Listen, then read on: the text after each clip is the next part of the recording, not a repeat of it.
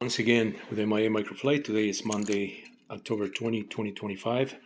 I have been doing some measurements of some motors that I rewound so that I can use them as the direct drive for my sub-micro helicopters. You can see those videos in the short version under my YouTube channel. My recent video that I did was using this setup right here. It's a Turnigy power meter, thrust meter, and I had a tachometer. Where's my tachometer? Somewhere in here. It's my tachometer.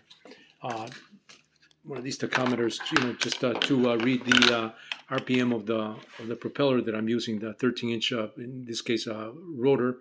It's not a propeller, but it's a helicopter rotor. And so I came up with some. My figures were yielding after the rewind of that motor, which happens to be a 2204 kV. Originally was 2300. I was getting a kV of the motor at 308. After running some other calculations using the drill method, you can see I have a drill here and I have a multimeter here, and I was reading the individual voltage across each of the leads, each of the phases, in other words, of the motor. I am getting a more realistic, I believe, measurement, and so I calculated that to be right here, using the drill method.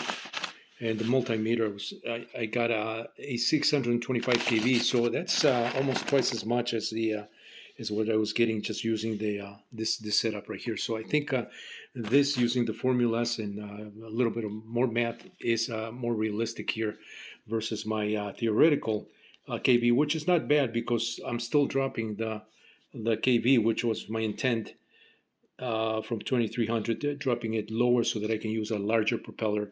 And I can use that motor to direct drive, in my sub-micro helicopters, which use anywhere from 13 to 14-inch rotor diameter propellers or rotor. So going through the formulas, and so I actually did the same reading of this. This is rated at a 700 kV motor. This is a 700 kV motor, and I just ran this using my drill and again the meter method, reading each one of the phases, and I came up with my hertz was 175 here, same as my on my other one that I rewound. This is actually not rewound. This is the way it comes. I did this just to prove my point here that it is indeed, through the formulas, a 700 kV motor, and these are my figures. I was getting 1.6 volts RMS.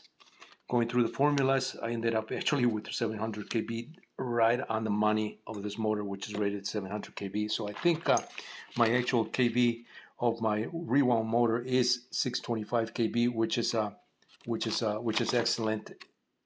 It's different than my other method that I use, using the setup right here. But it is, like I said, it is dropping the kV from 2300 to, using the formulas, 625 kV, which is great because I can, it just reassures me that I'm on the right path and I can use that. I mean, the motor is really cool, using a 13-inch propeller. And so, yeah, so I just wanted to get this in this video here, just to showcase, the differences in measurements that you get. The drill method, using frequency in the figures, is a little more realistic, and using these formulas that I had recorded here. You can just go through these formulas here. Just use my video, to figure this out. This is all on the internet. You can find these formulas here, depending where you go. Some formulas are very very direct, very simple, and some other ones are a little more complex. But this is working out just great right here, as I just proved with this motor, doing the readings using the drill method and the multimeter. So that worked out really well.